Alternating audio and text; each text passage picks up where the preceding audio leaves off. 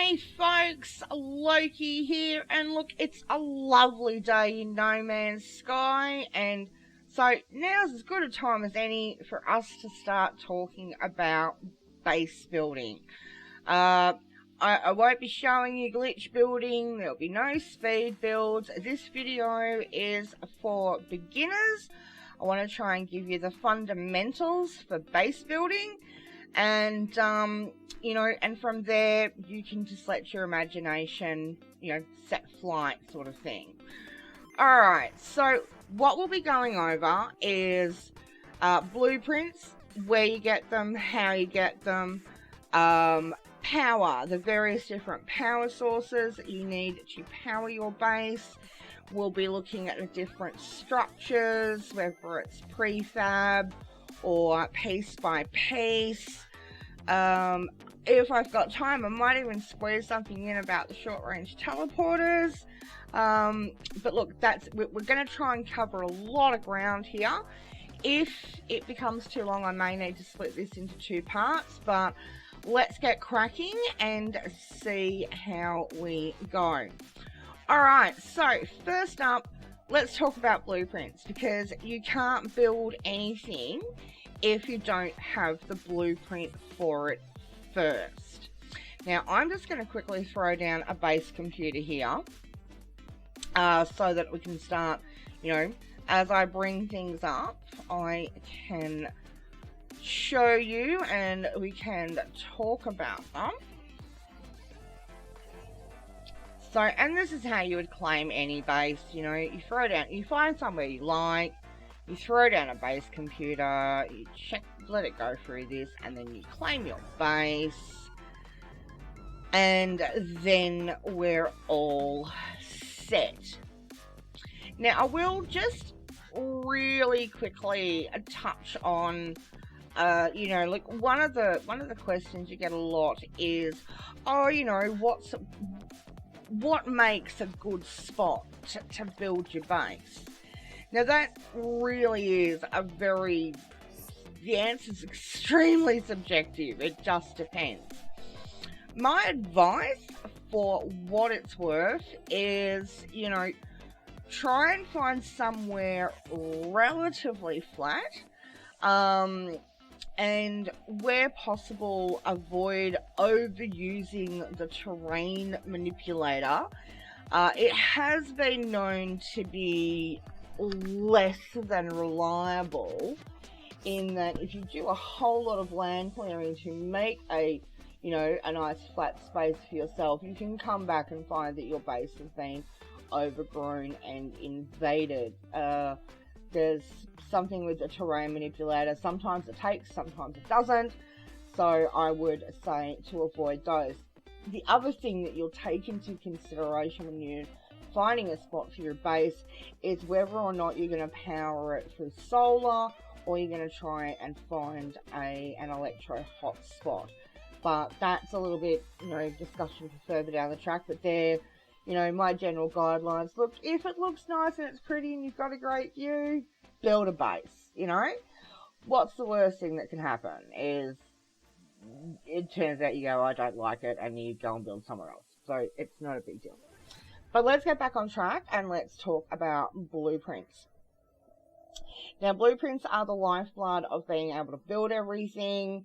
And, you know, there's a number of ways that you can get your hands on them. Very early in the game, you will get this little piece of technology.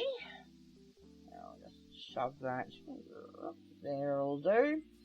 Okay, and you get this by going through what is commonly referred to the Artemis path, and you go sort of through that kind of tutorial start quest scenario. Now, this construction research unit, it will only give you, you know, it gives you access to the most basic of structures, and, you know, there's not a lot to it. Next up, you've got, there will be a range of quests. I think I've still got one that's sort of active. Yes, the base computer archives. It will You'll get a number of blueprints and whatnot through doing the base computer archives secondary mission. And then as you get further into the story, you will also get access to special blueprints via the specialists that you employ, and that comes with the construction terminal, the science terminal, weapons, farming, and lucky last is the exocraft. So you'll get blueprints through doing all that, but your best and one-stop shop for blueprints is the anomaly. So let's just jump up there and have a look at what they've got.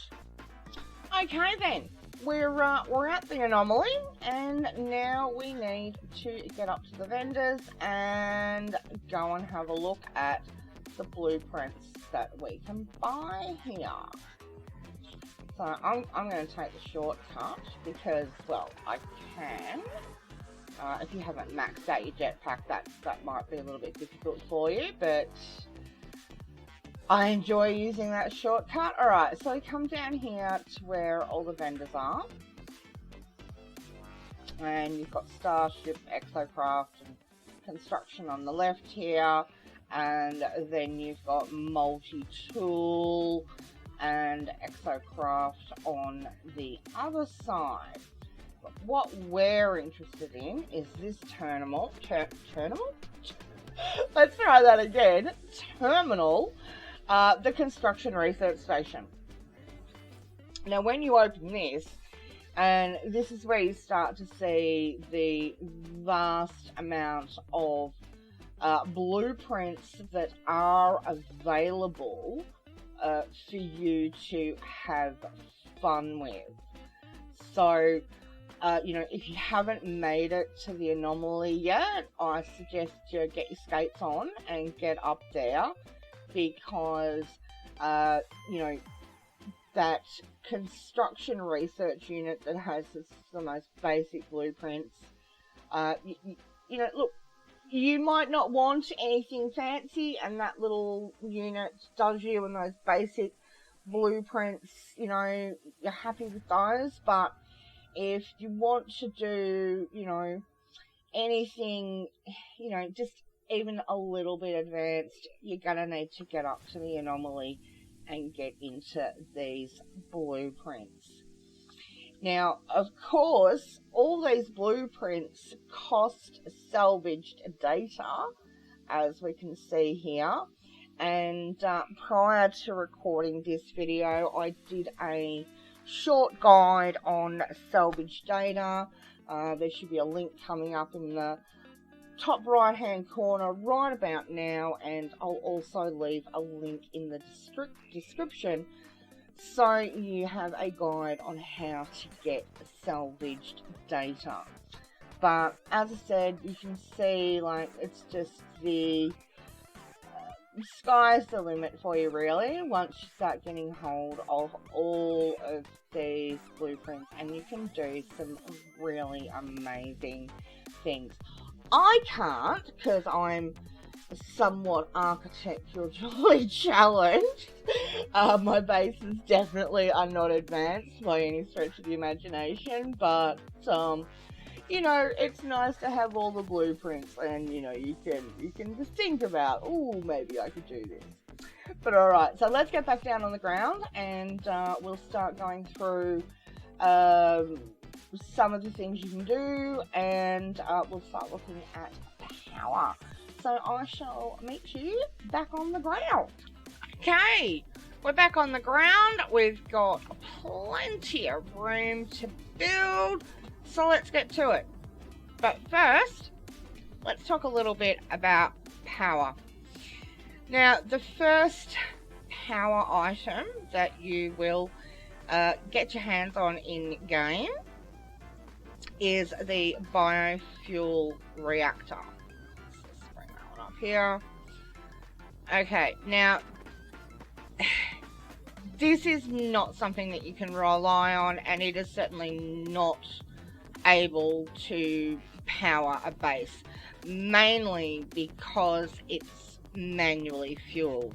You have to go in and feed it fuel every time. The maximum burn time you'll get is 1 hour. So, you know, look, use the biofuel reactor in a pinch, but you really want to upgrade to your next options sooner rather than later. Now, the next option that you get for power comes in the form of solar panels and batteries. Now, you could, if you really wanted to, just use solar panels on their own, but that means every night cycle, if you're at your base and it's during a night cycle, you'll have no power. And that's where batteries come into it. So we're just going to build a little 1 solar panel there. And it's daytime, so it's going to open up and start working. And then we're going to build a battery right next to it, like that. Now, at the moment, you can see that the solar panel generates the same amount of power as what a fully fueled biofuel reactor does, but you don't have to do anything. It's there. It's just as long as it's daylight, this thing's going to generate power. But this is why you need the batteries. Now, we hook them up using electrical wiring. So we go one from there to there. Now, that makes up our power grid. And if you can see, the battery is now storing power because it's not connected to anything. We've got no equipment, no buildings, no nothing. And so for as long as it's daylight, that solar panel is just going to keep feeding into that battery. Now, if we want to do it at a more rapid rate, what we can do is build another solar panel. And what we do is we connect it to the other solar panel. And now we've got it generating, that one generating, and they're both, because these two are connected, feeding into the battery. Alright, so that's how solar panels and batteries work.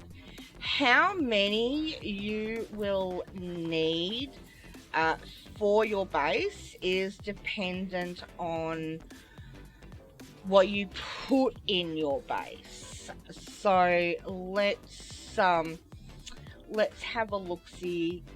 I want to just want to leave power just for a moment. Whoops. And just sort of look at the structures. Alright, so let's come down here where it's flat, because that makes life easier. And I will talk a little bit more about power as we move on. As I said, I want to be able to do it in context. Alright, now, as you've seen, like, we went up to the anomaly and we had a look at all the construction blueprints they had. There's a lot to choose from under structures. Now, if you go into the large ones, these are all your prefabs. And the great thing about prefabs is, well, I think it's just there in the name. They're prefabricated. You don't have to do anything. You don't have to do anything. You just gotta, go, oh, look, do I want a round room or a square room? Click, and it's done. Now, the great thing about these is they can be stacked. So if you want to have a huge multi-level, building, you can. And let's just say, for argument's sake, we'll put in we'll see if we can do this. We'll put in a corridor. There it is. put a corridor in there.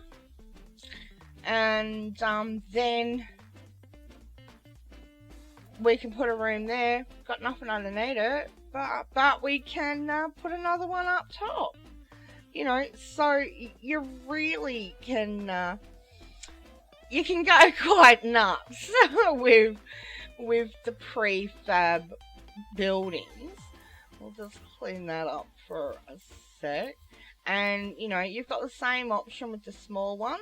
You can just do, you know, rooms connected to each other, pop them on top, you know, just whatever, you know. And the great thing, I will say, the great thing with the prefabs, okay, let's just put down a large, whoops, like you can't keep track of which is which. Alright, so we'll throw down a large, and you can see that,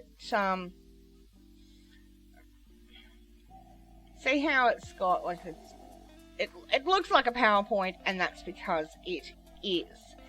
If we were to set up, let's do tech power, let's pop the solar panel there, and a battery there, there's the wiring, so we've got a power grid, but the building hasn't got any power, so what we do is electrical wiring from there to there, and see how now you've got this blue lead, for lack of a better term, is going around the entire base. That means that that building is powered. Now look what happens when I put another building on top of it. It's powered as well. And this is the other great thing about the prefabs, is that, you know, basically pretty much once you've got power to one, as long as they're sort of touching, the power will keep going out to them. So okay, I'm going to put a corridor here, and then we're going to, where did it go? Oh, did I not put it in? Jeez. Okay, corridor there, and then we'll put just a little room at the end of it, and look at that, it's powered, everything's powered. And, you know, so if you are struggling with building a base, you know, look, definitely check out the prefabs. I'll show you the, so you've got, you know, a lot of choices in how to, you know, to use them. You can use ladders, you can put in great viewing ports. You know, the prefabs are a really handy tool if you know, if you struggle with designing things and making them work. So, you know, you can definitely try them out. Oops, spare corridor just laying around. Alright, now let's get rid of that power. Okay, so we're just going to build a basic structure from the individual pieces. And let's see. We'll use wood sounds. Okay, so we're just going to do like a 2x2 here. And see how that works.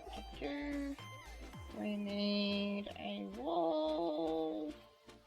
There's the wall. Okay, pop that in.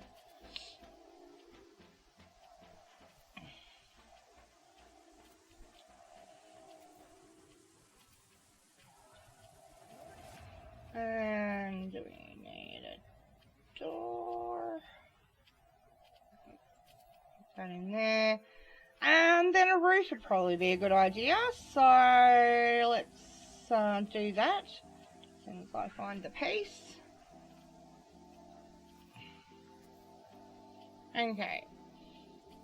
Now you can see from the outside that you can't, unlike the prefabs, you can't just run power to somewhere. It's they're not built that way, and generally speaking you have to power items individually in that structure, as opposed to the prefab where that would just access power. So for argument's sake, let's throw down another prefab here, just to make a point. So there, I need a door, and I'm gonna put a ramp in. Okay, now we run power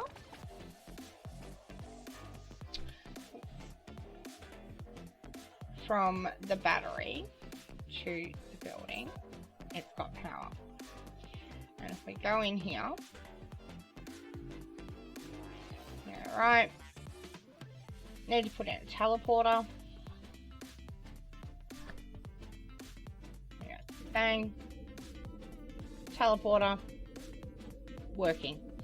They have to delete it because you can't have more than one on a base. So let's just delete that.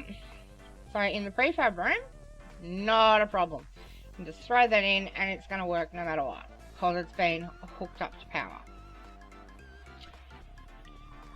We do it in the basic structure and it's no power. We have to power it separately. That from there, come outside, and then hook it in that way. And now it works. Now there are a couple of things that you can, I think medium refiners you can pop in, and as long as it's something close enough, they'll work. It could be a glitch thing, but so basically what it comes down to is with the wooden, concrete and metal structures where you have the individual pieces, you get flexibility. That's the advantage of, you can make a shape, you know, height. If you're going to put in storage containers, I'm not sure if I've got the materials on me to make one, but we shall see. So I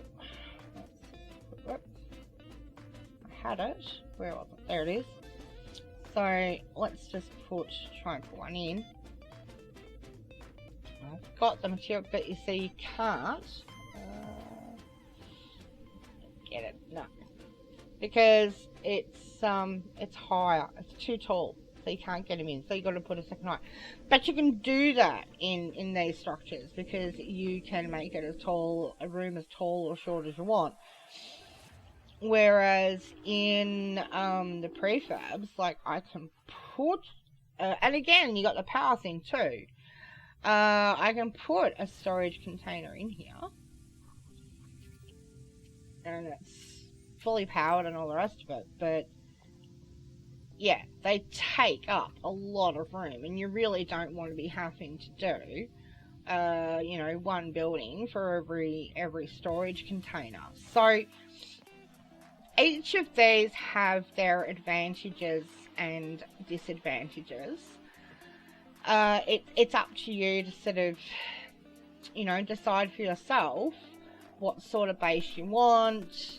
And look, and there's no rule saying that you have to put your storage containers inside a building. You can just have them out in the open. I'm just sort of, you know, trying to show you some of the options and the difference between the two. Now, I did promise earlier that I would try and squeeze in about short range teleporters, and I'm just hoping that I have got the materials on me. Now, with short-range teleporters, they, if memory serves me right, they can cover a distance of 200 units. Now, given that the radius for your base is 300 units, you know, so they can pretty much fit anywhere within, cover most distances in your base. Where are they? Come on, teleporter, where are you? Okay. Now, your teleporter needs both. Okay, I've got enough to build them, so that's cool. Alright, so teleporter is going to need power, and it also needs to be connected with a teleport cable. So we're going to put that one there. And we know it's got power because it's in the prefab. And let's go put the other one in here. Back a bit. Is it not going to fit because of the height? Okay, so we can't put it in the building. Not a problem. Let's do something crazy and we'll put it up here just for fun. And it's got no power. So, first we've got to get power to it. Tech power. So we're going to take wiring from there, plug that in there, it's got power, and now we need the teleport cable. And so we go connect it from there. And we come up into this building, connect it there. And now we can, oh, there we go, we're on the roof. Oh, we don't like it up here. Bang, we're back down here. So you just need to remember, teleporters, you have to use them in pairs of 2. And, you know, as long as you remember that, pairs of 2, and you can go nuts with them, teleporting and jumping all around your base using them. So I think, fellas, that we've I think we've covered most things for you. Like I said, when it comes to your power, you know, you need to make a choice early on. Like before you start building, you need to decide if you're going to use solar power or you're going to try and get an electro hotspot and build from there.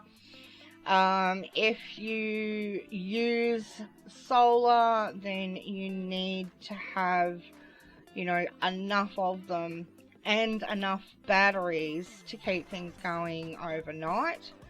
And, you know, you can monitor that by looking at your power grid. So now we've got, you know, we've got a couple of things hooked up now. Okay, so 46 kp being used. We've got none available because it's night time, but, you know, we've got enough built up in the battery that we should be right overnight. But if I was to start building any more, putting any more equipment in here, you know, I would need to start putting in more solar panels. So I hope that you know, look, I acknowledge this video has probably been a little bit disjointed because it can be difficult in that, you know, it's not, topics aren't sort of strictly restricted to their own little areas. So, like, you know, when you're talking about the prefabs and the power and whatnot. So, you know, as usual, you know, thank you so much for watching.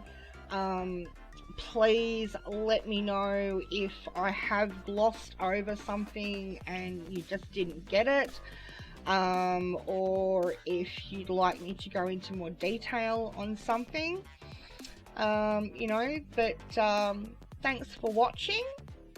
Stay slinky, and I'll see you next time.